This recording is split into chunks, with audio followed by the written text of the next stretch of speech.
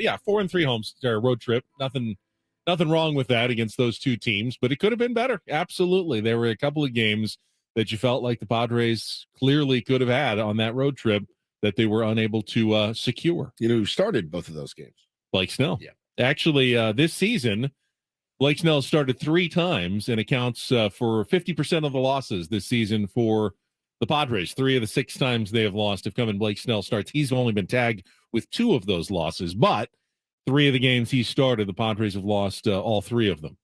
It's frustrating, to say the least. I like Blake. I do as a person. I think he's hysterical and feels like a guy I would want to be in a clubhouse with. But I was pretty frustrated after yesterday's start. And, hey, make no mistake, wasn't his worst start he's had in the Padres uniform. It really wasn't. Bob Melvin said after the game, it was some good stuff I saw, but, the walks are killer. And I think the other thing, too, and I know it's fashionable and probably accurate to want to see Campusano more than Nola right now. I think that's probably a good idea. They showed a little post-game action. Sweeney was talking about in the post-game. They showed all the stolen bases yesterday. 100% of those stolen bases were Blake Snell's fault. And when Mark Canha is 3/4 of the way to second base, Pudge Rodriguez isn't throwing that guy out. Yadi Molina is not throwing that out. I've never seen a worse move on a left-handed pitcher in my entire life, ever, at any league, at any level. The high leg kick, they're gone. Tommy Pham swiping bags, Mark Canha swiping bags.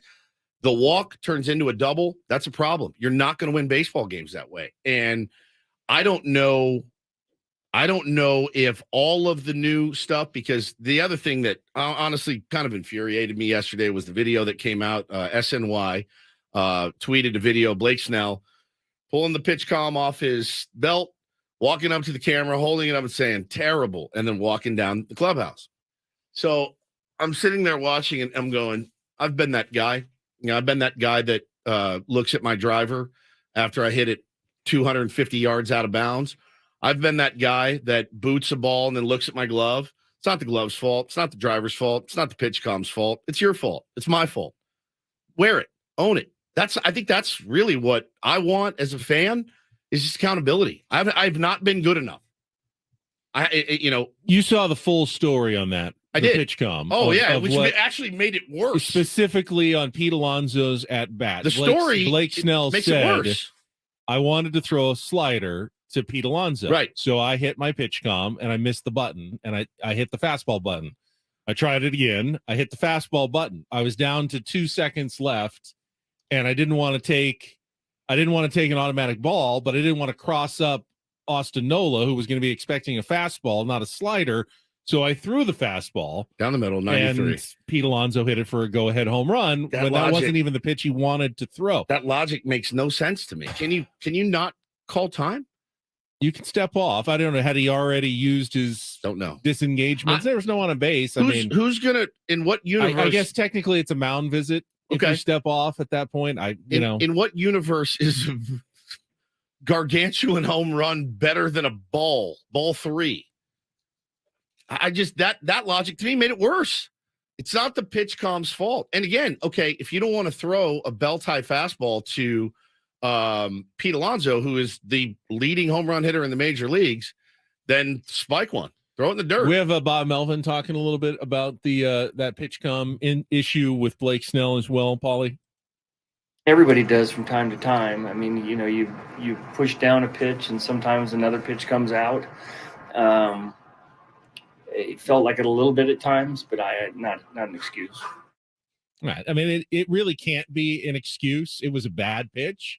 Maybe it wasn't the pitch he wanted to throw. And, had he thrown the pitch he wanted to throw, it wouldn't have been a home run by Pete Alonso, but you got to be responsible for the pitch you throw. And I would say, given the option, I don't know what Austin Nola had to say about it. He'd probably rather get crossed up and have Blake Snell throwing the pitch he wants to pitch 100%, rather than him laying one in there to Pete Alonso in that situation, who is Major League Baseball's home run leader. Correct. You can't make a mistake to that guy. Above all others in the Mets lineup, he's the guy. It's just frustrating. And honestly, I thought that was really, yes, the walks and the pitch count are very frustrating, but the run he gave up in the second inning shouldn't have scored. That ball should have been caught by Juan Soto or Trent Grisham. That was miscommunication. That was a run that was charged to Blake Snell that shouldn't have happened. The home run by Lindor, he hit the mitt. I mean, I watched that replay several times. Austin Nola wanted it right on the inside corner. He put it right on the target.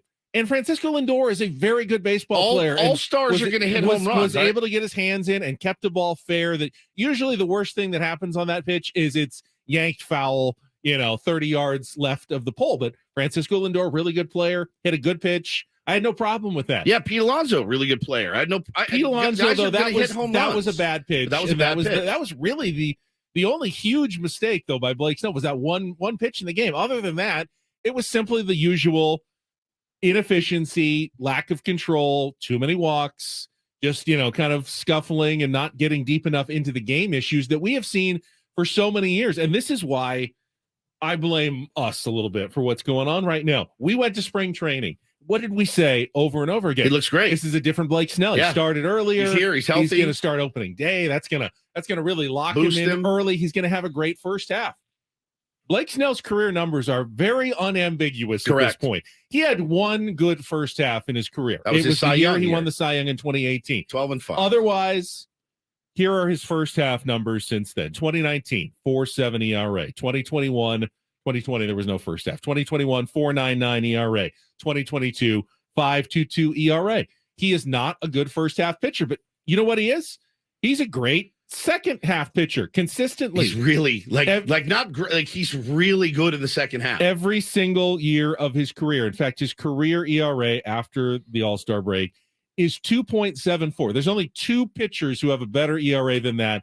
Jacob deGrom and Justin Verlander, I believe. He is elite. I hate it. Second half of the season. I hate it. I'd rather have him be elite in the second half than the first half. I would too. Absolutely. I would too. And I would. I can't deny that. You can't argue that fact. What are the three options? Or I guess there's several options, but elite, terrible in the first half, elite in the second half. That's an option. Okay, elite, all the way through. Elite in the second half, terrible, or elite in the first half, terrible in the second half. You don't want that. You don't want that.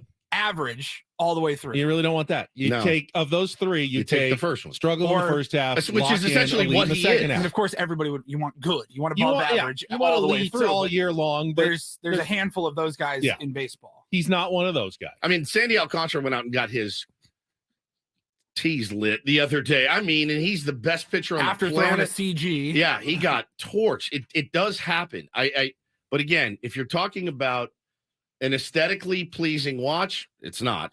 It's terrible. It's a terrible watch. The begging for ball 6 inches off the plate. It's just he's got, again, you read me a stat that Eno Saris, who will join us today, by the way, at 8:35.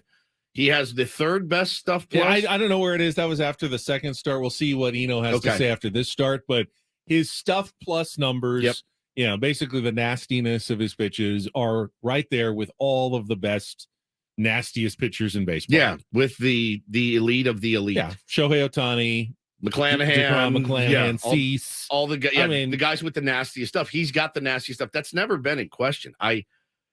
I don't know what it is. I don't know why. But, when he got here, it was, I'm not comfortable. Why do I play better on the back nine than the front nine?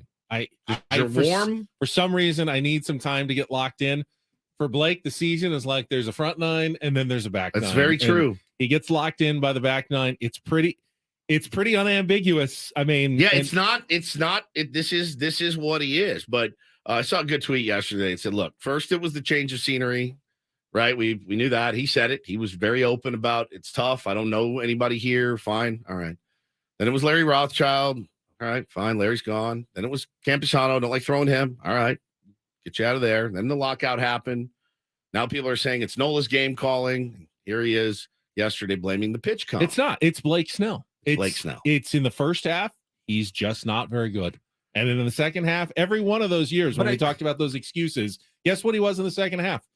Really dominant in the second half of the season. Blake Snell's the reason we lost that game yesterday.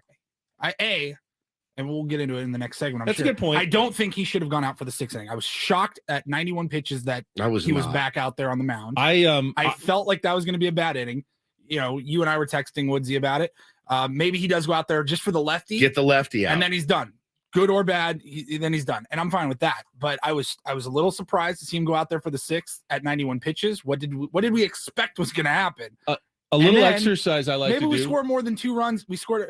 Juan Soto hits a bomb in the first inning, scores 2 runs, and that's it. Maybe that's part of the problem. A little exercise I like to do. I don't know if it helps everybody.